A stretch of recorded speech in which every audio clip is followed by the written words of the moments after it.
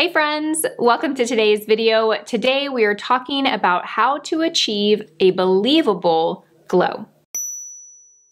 If you are new to my channel, my name is Lisa and I'm a former MAC Cosmetics trainer and makeup artist, and my passion is teaching makeup in a practical, easy to understand way. If you watch a few of my videos, I hope that you will pick that up. Okay, let's get started. All right, so let's talk about what is a believable glow. So when I say believable glow, I'm talking about a glow that looks like natural, looks like your skin is glowing, not like you've altered it with makeup, okay? I think there's so many trends for really like highly strobed glowy products, and it makes the skin look almost foiled or metallic, just a little bit excessive. And hey, I'm not saying that's wrong, definitely not. But if you're going for a more natural glow, or if you are someone that's over 35, over 45, 55, sometimes those products don't work best on skin that has signs of aging, wrinkles, texture, fine lines, because let's face it, highly metallic and shimmery products and powders can magnify texture, and we don't want to do that. But at the same time, a flat matte skin can also magnify texture because it makes the skin look dry. So it's all about creating that healthy, natural, believable glow. So to me, that is what a believable glow is. So let's go ahead and get started with the different tips and tricks that I have and some of my favorite products. So it all starts really with your skincare and how you prep your skin for makeup. So you really kind of want to avoid products that are mattifying, oil control. You want to find products that give hydration, that give the skin a little bit of a glow, but that aren't too heavy. You can also find these in primers. You can find subtle glowy primers, but I would avoid primers that have a pearlescent to it and more of a primer that has just a little boost of radiance or light. Okay, getting into foundation. I actually have 5 foundations here to share with you. I was going through my collection. I was trying to pick foundations that have a very natural finish, and that's what I'm going with for this video versus a foundation that's glowy or dewy. I say go with a foundation that has a natural finish. So this is not going to have a pearlescent look to it. This is not going to make the skin look glowy and radiant, but it is going to make it look natural. And what that means is it's going to give natural lightness to the skin without looking powdered or matte or flat. It's going to look like natural, healthy skin. And we are going to get into other products that are going to give you that glow, but it's all about placing that glow in the strategic parts of your face. You don't want to put foundation all over if you are excessively oily in the center of your face. And if that foundation is already a glowy foundation, now you're just like multiplying that glow and that shine, and that's not what we want to do. So my recommendation is to use a foundation that has more of a natural, hydrated finish. So my favorites are the Makeup Forever Reboot Foundation. This is very lightweight on the skin. I'm wearing it today. It dries down and looks natural. Doesn't look powdered, and it doesn't look, excessively glowy either. The Giorgio Armani Luminous Silk Foundation is another foundation that I would recommend. I think the name describes it all, Luminous Silk. It does give some luminosity to the skin without looking altered or intentional, if that makes sense. It just looks like your skin is kind of perfect. The next is the Aqua Foundation by Coke & Dough, and this of all of the 5 is definitely more of the glowy foundation, but this doesn't have a pearlescence to it. This gives more of a glow because it's very hydrating. This one is great for dry skin types. If you have very dry skin, dehydrated skin, I would recommend this because this one is going to have the same finish that the others have on normal or oily skin. So for my dry skin ladies, give this one a try. Okay, the next 2 are high and low end, and they're pretty much what I would say like the same foundation almost. The La Mer Soft Fluid Longwear Foundation is such a beautiful foundation. Very natural radiant, I should say. It's very long wearing. And the counterpart to it, I call this the dupe for it, is the L'Oreal Infallible Fresh Wear Foundation. It also lasts all day, very lightweight, and has a similar finish.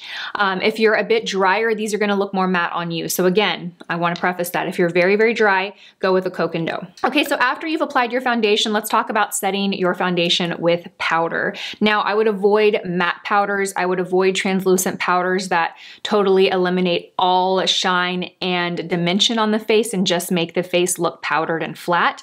One of my favorite loose powders for a natural or a slightly radiant touch-up or a set setting, I should say, is the Cocondo Natural Lighting Powder. This is a beautiful loose powder. It actually looks like the color, you know, of a fair skin tone. It doesn't look white like some others. Sometimes the white translucent, even if they're not heavy, they can really kind of make the skin look more mattified. With one that has a little bit more color is gonna look, or a little bit of color is gonna look a little more natural. Now, it's gonna be very hard to see this on camera, you guys. Actually, let me do this hand, because on this hand I had some highlighting powder and I don't want you guys to get confused on which is which. But this, if you look very closely at the powder, and I'm talking very, very closely, you won't be able to see it on camera, unfortunately, but there are the tiniest micro fine, like, shimmer to this, but don't be scared. You can set all over your face and it's not going to make you look glowy or oily or shiny at all. It's just gonna set the product in place, but still keep that natural look to the finish of it. This is really beautiful. The Hourglass Mineral Veil Loose Powder is also another great one. Recently, I picked up this YSL pressed powder. This is the 3D All Over Glow. And I gotta say, you guys, I was very, very pleased with this powder. So this has kind of like a peachy look to it. Now, this is a little bit more pearlescent, but if you use a very light brush with this, I'm gonna show you what it looks like on my finger so you can kind of see that pearlescent. Obviously, your finger is gonna swatch a lot like more than you would off of a loose powder brush. I like to use the BK Beauty 102 with this because it's so floppy and light that it's just barely gonna pick that up, and then you literally can dust this all over the face and it's going to give you a very, very soft glow. So again, we haven't gone in yet to place the highlight on the face, but we are keeping the skin natural and glowy. Okay, let's talk about bronzer. So we wanna avoid matte bronzers, but we also wanna avoid bronzers that have a lot of shimmer to them. My favorites are the Physicians Formula Butter Bronzer. I love this one. NARS has a one that I consider a dupe, and actually I did a dupe video that'll be up right before this video goes up, and I compare the NARS to this. In today's video, I'm using the Butter Bronzer because honestly, it's so good and the price point is great and it's just a favorite. And it really does leave a natural sheen on the skin. Even when you look at the product, you see a little sheen, but you don't see shimmer, and it's not matte either. It's a really beautiful formula. Okay, so next let's talk about blush. So avoid matte blushes, but avoid blush that has a lot of sparkle and shimmer, because again, that will magnify every little pore that you have on your cheek. And if you were like me, your pores tend to live, your visible pores, should I say that? Your visible pores tend to live on your cheeks. So I love a good cream blush because a cream blush is naturally gonna give that radiant glow, but you don't need to have shimmer in it to get that glow. You know, with a powder blush, you either have a matte or you have one with a shimmer or sheen to it, right? You can't really get a glowy look from a matte blush.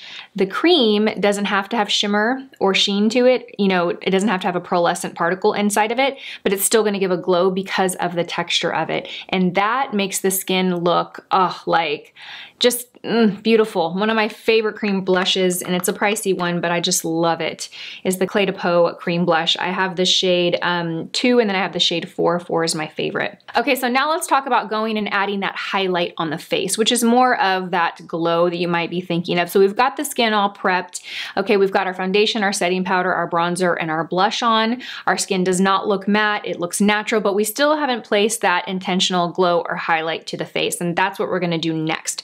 So you can use a liquid or you can use a powder for it, but again, avoid ones that are very light, and avoid ones that are so many shades lighter than your skin tone and very pigmented and have a ton of frost or shimmer to them, because there definitely are those products out there, you guys. You know which ones I'm talking about. I won't name any names. I actually don't purchase products like that because they're not, you know, friendly for my skin type.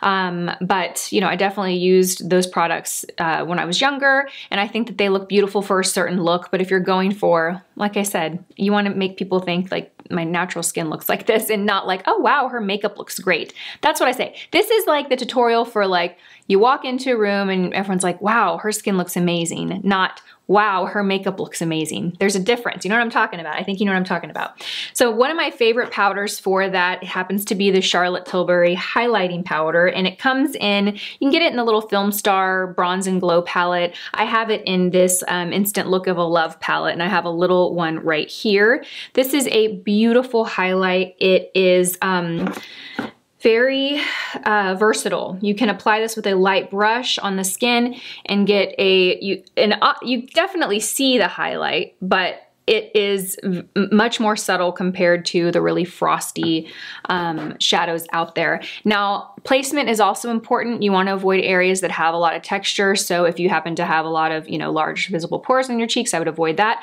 For me, I like to place it on my, like right above my brow bone, on my temple here, and then the highest point of my cheekbone, and I kind of stop there. And you can actually see that glow when I turn my face. I don't want to pull it any further. I want to be very careful with how I apply it, and I also want to choose the right tool to apply it.